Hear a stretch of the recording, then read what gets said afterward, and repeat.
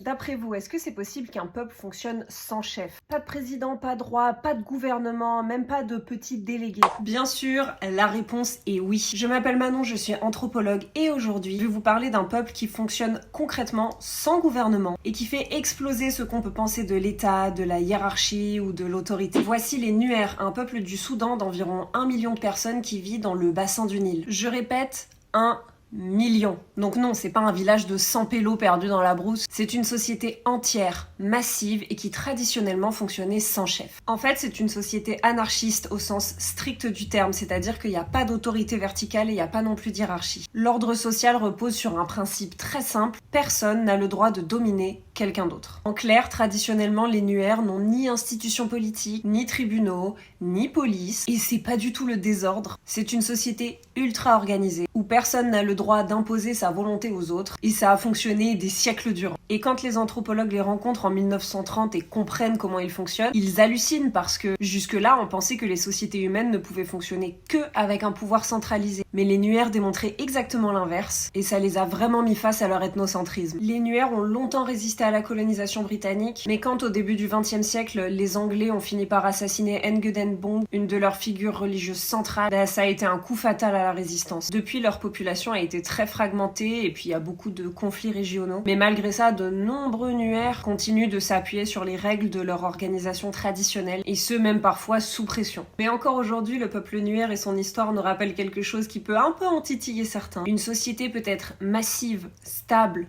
organisée, tout en étant politiquement anarchiste.